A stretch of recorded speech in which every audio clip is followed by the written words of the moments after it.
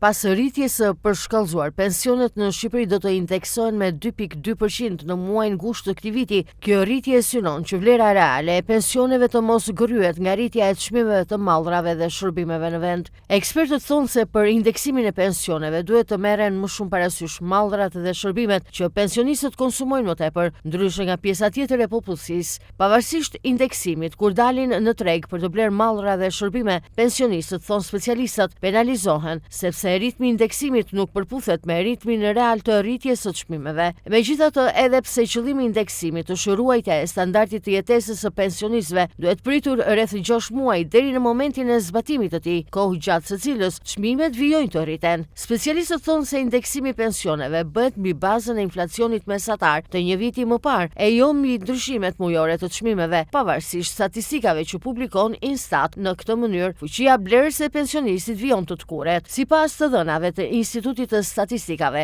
grupet e mallrave që kanë shënuar rritjen më të lartë të çmimeve janë ushqimet dhe pijet jo alkolike, zërat që kanë peshë vendimtare në shportën e konsumit të moshës së tretë.